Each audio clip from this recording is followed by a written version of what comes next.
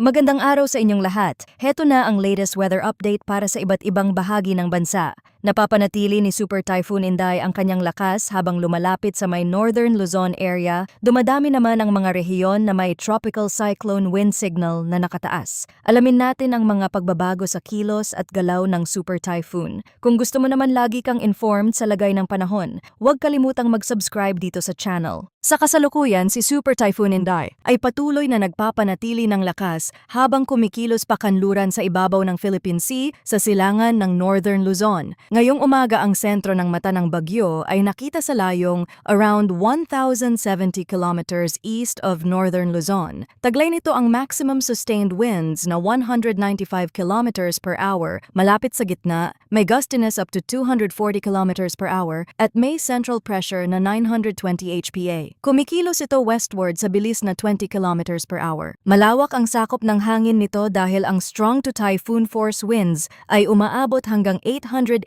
kilometers mula sa sentro, kaya kahit may kalayuan pa ang mata ng bagyo sa mismong kalupaan, malinaw na isa itong napakalaking sistema na kayang makaapekto sa lawak ng panahon sa maraming bahagi ng bansa. Sa kasalukuyan, umiiral ang Tropical Cyclone Wind Signal number 1 sa ilang bahagi ng Luzon. Kabilang dito ang Ilocos Norte, Apayao, northern portion ng Abra, Kalinga, eastern portion ng Mountain Province, eastern portion ng Ifugao, Batanes, Cagayan, including Babuyan Islands, Isabela, northeastern portion ng Quirino, northern portion ng Aurora, at ang northern and central portions ng Catanduanes. Sa ilalim ng signal na ito, ang inaasahang hangin ay nasa 39 hanggang 61 kilometers per hour, may warning lead time na 36 hours, at sa kasalukuyang antas ay minimal to minor threat pa lamang ang inaasahang epekto sa buhay at ari-arian. Mahalagang tandaan na kapag ganito kalawak ang wind field ng isang super typhoon, hindi lamang ang eksaktong sentro ng bagyo ang dapat bantayan. Kahit ang mga lokalidad na wala sa mismong sentro ng track ay pwedeng makaramdam ng mga bugso ng hangin, pag-ulan at masamang lagay ng dagat, lalo na kung lumawak pa ang sakop ng malalakas na hangin habang papalapit ang bagyo sa hilagang bahagi ng bansa.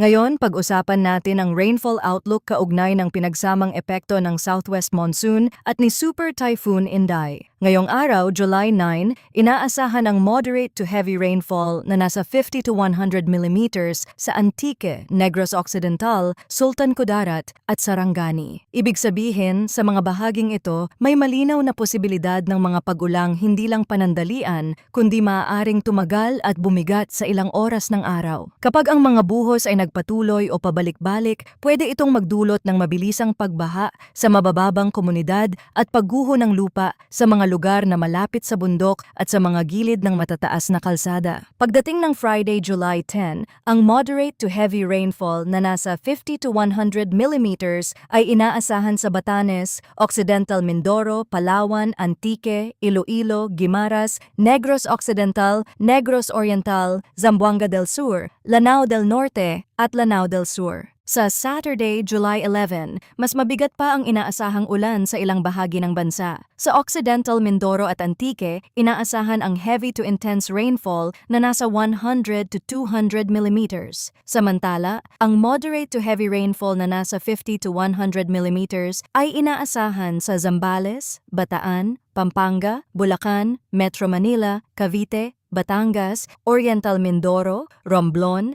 Palawan, Aklan, Iloilo, Guimaras, Negros Occidental, Negros Oriental, Zamboanga del Sur at Lanao del Norte. Ito ang isa sa pinakamahalagang bahagi ng update dahil malinaw na kahit hindi direktang tinatahak ng sentro ng bagyo ang malaking bahagi ng kalupaan ng bansa, ang habagat na pinalalakas ni Inday ay sapat para magdala ng malawak at mas matinding pag-ulan sa maraming rehiyon. Pagdating naman sa kasalukuyang lagay ng panahon sa iba't ibang rehiyon, para sa Catanduanes, ang forecast weather condition ay rains with gusty winds dulot ni Super Typhoon Inday. Ibig sabihin, bukod sa pag-ulan ay may kasabay ding malalakas na bugso ng hangin na pwedeng maramdaman sa probinsyang ito. Sa ganitong setup, may banta ng moderate to heavy rains na pwedeng magdulot ng flash floods or landslides. Kasabay nito, may minimal to minor threat din sa buhay at ari-arian dahil sa strong winds. Sa mga komunidad sa Catanduanes, mahalagang bantayan hindi lang ang lakas ng ulan kundi pati ang bugso ng hangin lalo na sa mga baybaying lugar at sa mga bahay o estrukturang mas madaling maapektuhan ng malalakas na ihip. Para naman sa Eastern Visayas at sa rest of Bicol region, inaasahan ang cloudy skies with scattered rains and thunderstorms dulot din ni Super Typhoon Inday. Meaning, kahit hindi pa direktang nasa ibabaw ng mga rehiyong ito ang sentro ng bagyo, sapat ang lawak ng impluensya nito para magdala ng mga pag-ulan at thunderstorm activity sa mga lugar na ito. Ang ganitong uri ng panahon ay pwedeng magresulta sa pabalik-balik na buhos sa loob ng araw at sa ilang pagkakataon ay maaaring lumakas hanggang moderate to at times heavy rains. Sa Zamboanga Peninsula, Barm, Palawan, Antique, Iloilo, Guimaras, Negros Occidental, Negros Oriental, Lanao del Norte, Sultan Kudarat, Sarangani at South Cotabato, ang forecast weather condition ay cloudy skies with scattered rains and thunderstorms dulot ng southwest monsoon. Ibig sabihin, ang southwest monsoon ang pangunahing weather driver sa mga bahaging ito ng bansa. Kapag pinalakas ng isang malaking bagyo ang habagat, mas dumadami ang moisture na pumapasok mula sa timog kanluran. At ang resulta nito ay mga pag-ulang maaaring hindi laging sabay-sabay ang bagsak sa buong rehiyon,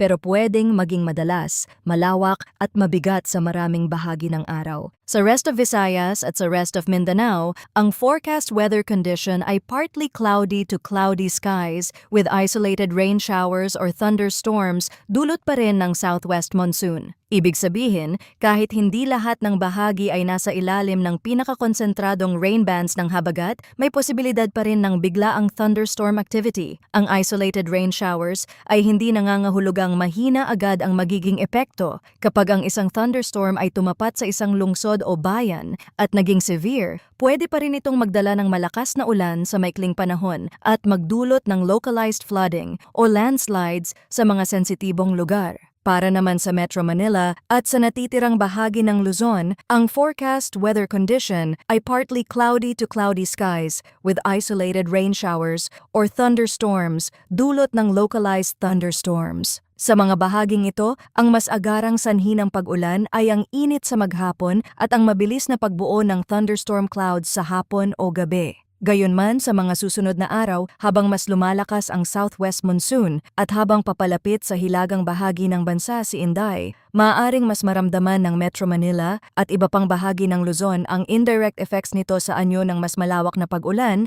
at mas mahangin na kondisyon, lalo na pagpasok ng Saturday rainfall outlook. Ngayon pag-usapan natin ang track at intensity outlook ni Inday. Ayon sa kasalukuyang forecast, kikilos si Inday generally west-northwestward over the next 12 hours.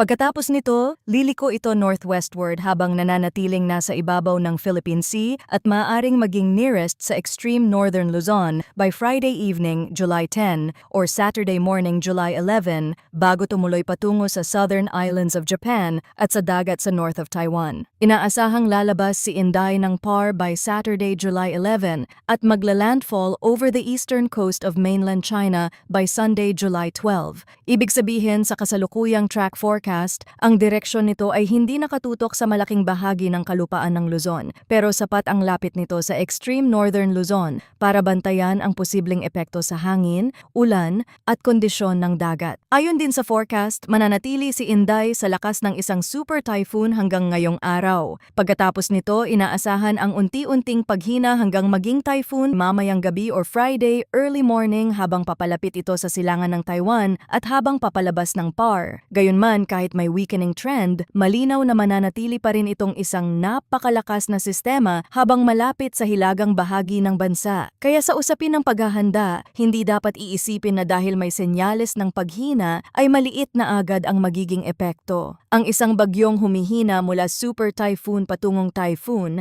ay nananatili pa ring lubhang mapanganib lalo na sa mga rehiyong pinakamalapit sa track nito.